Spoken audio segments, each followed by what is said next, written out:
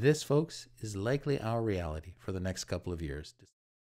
This is my PSA number 2 that I've titled Your New Normal, way past June 2020, despite what Donald Trump might want to tell you. This is a follow-up to my PSA number 1 that was called Surgical Masks Don't Prevent Viruses. We don't want to pass the disease on to anyone else, and we don't want to contract it ourselves. So what I said in my first PSA was absolutely true. Surgical masks do not protect anybody from contracting the disease. They have spaces around them, the air goes around them, and they're not rated to filter the air and filter out anything being coughed on. Yeah, you might get lucky and somebody coughs and you only get those droplets on that area of the surgical mask. But surgical masks are designed to prevent doctors and healthcare workers, nurses from passing their germs onto highly immunocompromised individuals, people who are sick and can't risk getting pneumonia, getting colds, getting anything else that the doctors and healthcare workers might have. That's not the case with N95 masks. There it is there, N95. The big difference with these guys is that they have flaps on the inside to stop air coming in around your nose, or foam on the inside with aluminum on the outside to crank down over your nose to make sure no air is getting in around it. It's only if all of the air that you're breathing is filtering through this fabric that you're getting protected from COVID-19. These are the ones we're supposed to be not hoarding, but rather making sure that all of the doctors and nurses out there are able to use them. And even if they're using them, what happens is that if they take it off like this, you've now contaminated your hand completely with whatever's been filtered out on the outside of these masks. So all the people out there that are running around reusing these things and then taking them off and touching them and what have you, it's not doing you a lot of good. Can you wash them? Well, yeah, you could. You know, you could use either a bleach. It's got to stay bleach, not just Clorox, because Clorox is just a brand name. But if it says disinfecting bleach, that could work. Will it cause this to deteriorate? Quite probably. You can't do it very often. However, it's possible. The other product that you can use is stuff like Lysol. Kills 99%. Why does it kill 99%?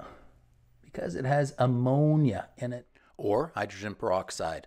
All of these things are equally good at killing viruses, killing germs, and they say 99.9% only because the lawyers say, better not say 100 just in case.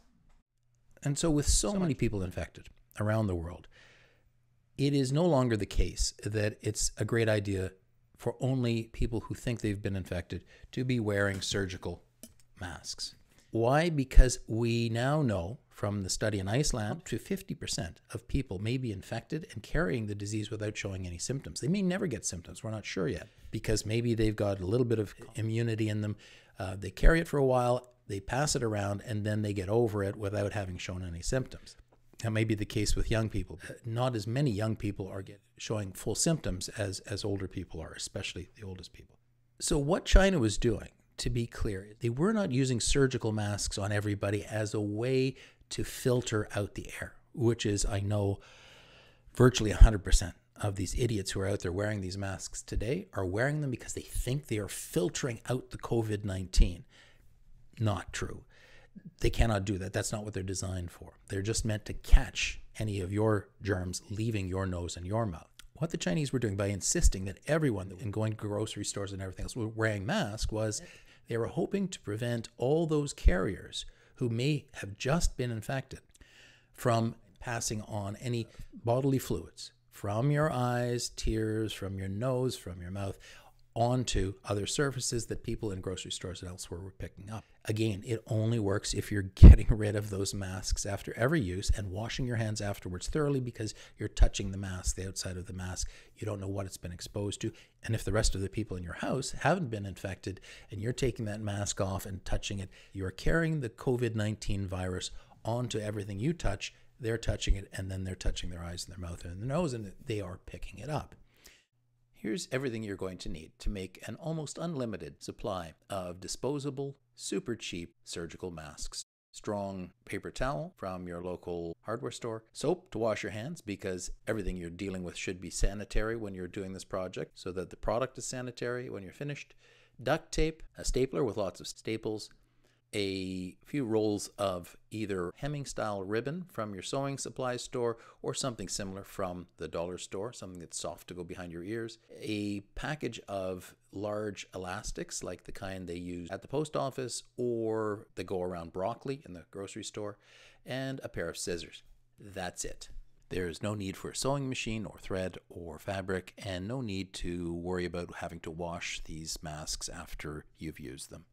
So in my usual manner of wanting to save the world and trying to invent new innovative ways to solve difficult problems, we don't have enough surgical masks to go around. And so at the moment, the government and everyone is saying, please don't hoard surgical masks, leave them out there in the marketplace for the healthcare workers. However, it's still a good idea for all of us to be wearing them. So how are we going to get cheap masks without going on the internet and paying a crap load of money to crooks who are trying to gouge the marketplaces?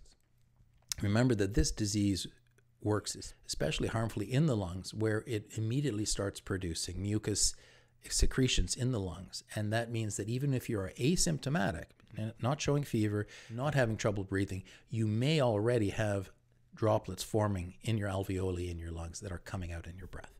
What are surgical masks made of? Basically, they're 2 layers of paper. And it's paper that's a lot like this. You get these at automotive stores and hardware stores. This is a super duper type of paper towel. It's thicker and stronger than normal paper towel. So I've done some experimenting on how to create 5-cent masks, surgical masks. Single use.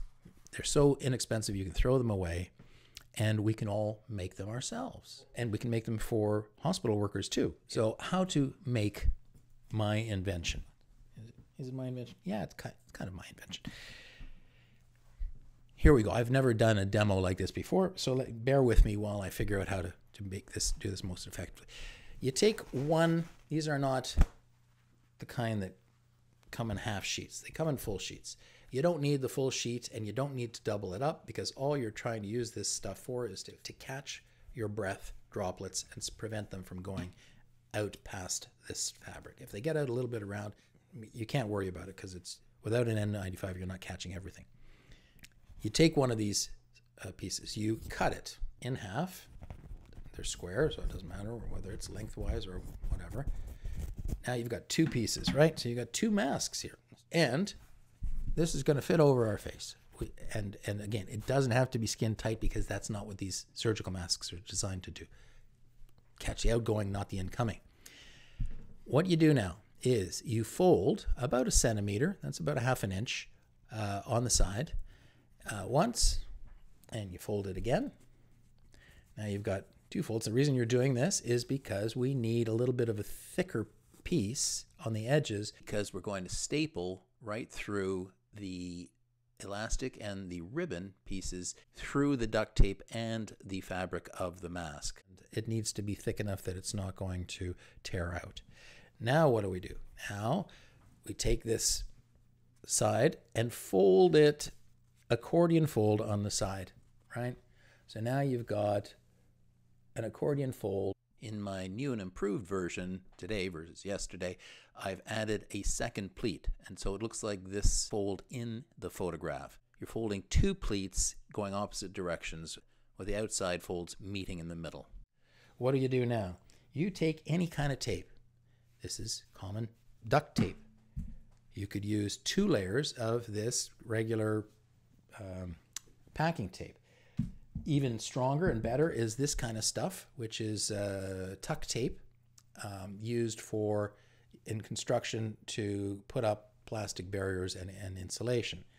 Let's use the duct tape, since that's more common.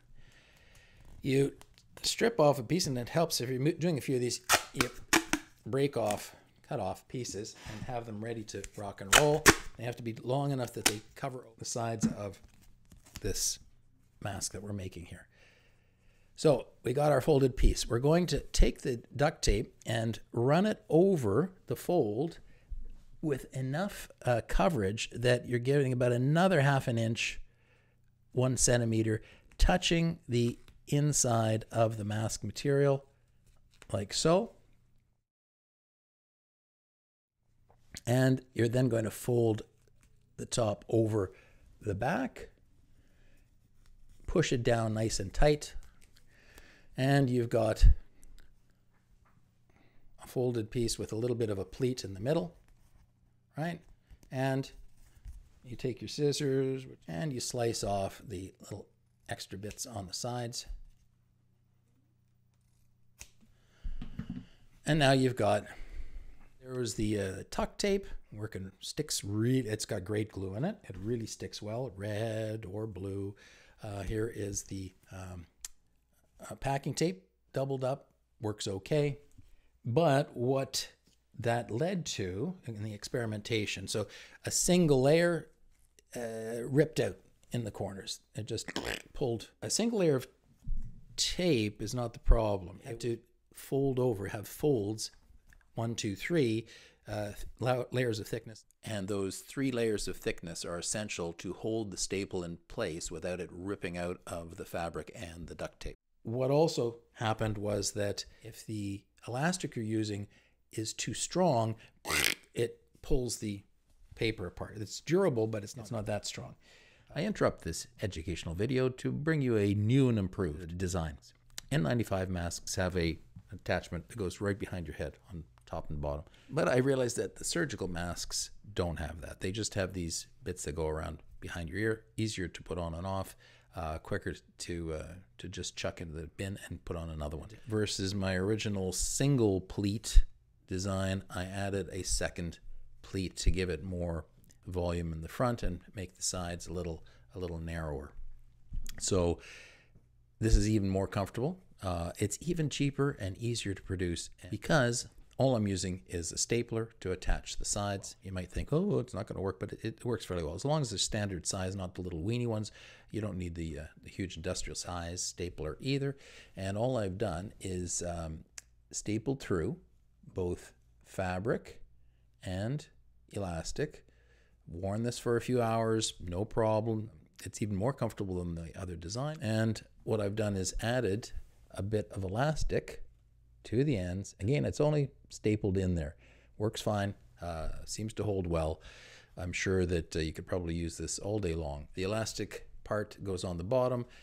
I've put the half piece of elastic, and I found you don't even need the whole thing because you don't want it going up so high that it hits your ear. So the elastic is just a normal wide band elastic that's been cut in half. It's only using a half of a piece on each side, so 1 band per mask. I've designed it so that the pokey bits go on the outside, away from your face, just in case anything springs loose. You don't want to be poking yourself in the skin with that. Really easy to hook it over your ear on one side, hook it over your ear on the other side. It gets a little more comfortable if you pull up on the top bit so that the elastic bit on the bottom is pulling out. Oops, I ripped this one a little bit down here, but normally that doesn't happen. It's just because I've been fiddling around with it a lot, pulling it up and down.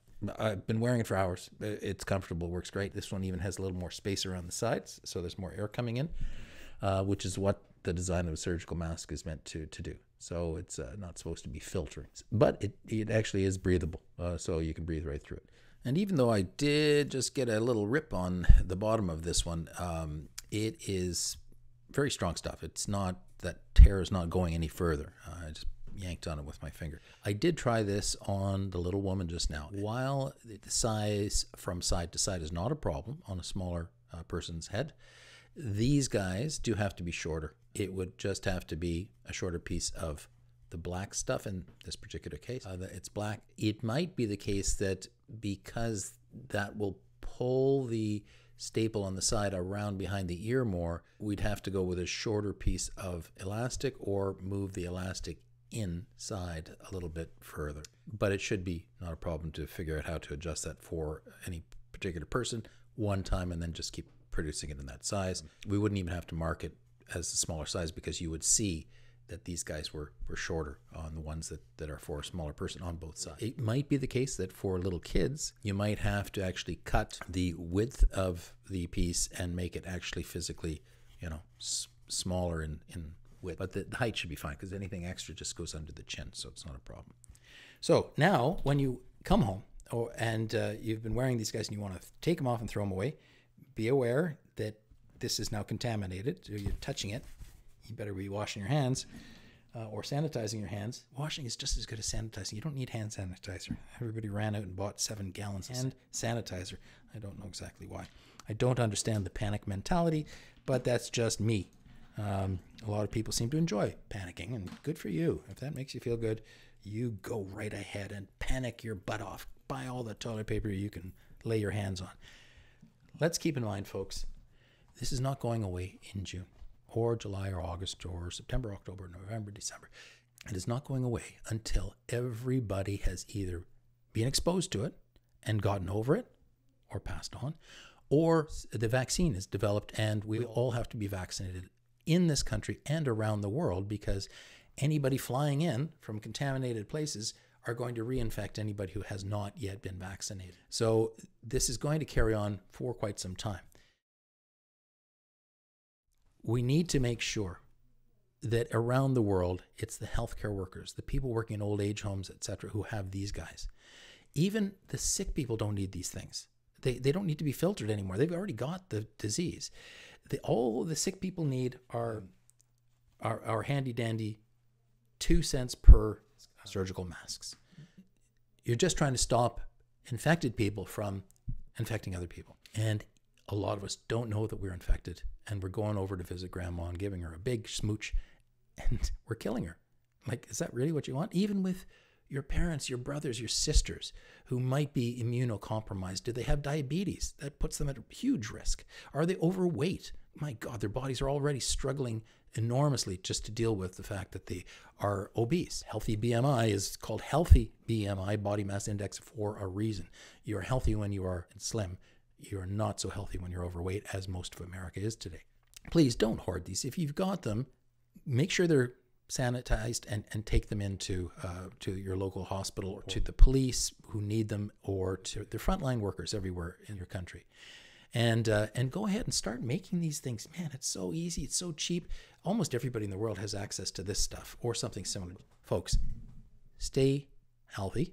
Social distancing is not physical distancing. It means don't socialize, especially young people who are pre-programmed at your age in life between 13 and 33 to want to socialize. Just say no. If we can get through this hammer period and into the hump, we can relax a little bit and we can start to go back to being fairly normal. We probably still should be all wearing masks for the next, until the vaccine is developed, basically. Be careful what you're touching, because everything is contaminated. So lots of hand sanitizer outside of the house, hand washing inside. Try not to panic. Right now, the authorities are going overboard, and for good reason, because there are, on the IQ bell curve, there are a whole bunch of really not clever people on the one side who are struggling to understand complexity. There are people on the other side who are super smart and have no problem. But for those dummies, we have to be trying our best to get them to understand what the deal is. Because left on their own, they're just going to reinfect everybody around them, infect themselves. And some people go, oh, well, Darwin, maybe it's okay. No, it's not okay. That's not the way we as a species operate. We're moral, we're ethical, and we help each other. And wearing masks for all of us now is becoming more and more important to prevent our asymptomatic people who are carriers from spreading it to people who are vulnerable. Thanks so much for watching. Go ahead and comment your butts off. I usually ask people to withhold comments if they feel that their comments are merely emotional reactions because they happen to be hardwired to be on the right, conservative, or hardwired to be on the left, liberal, progressive, and they're just reacting emotionally to something I've said or done and going, oh, the haters, right? The haters are on both the left and the right, and that's the problem in America today. Look at my video number 1 to understand more about that. Thanks so much for watching. I hope to see you on the other side of the camera sometime soon on Just One Cynic's Opinion YouTube channel.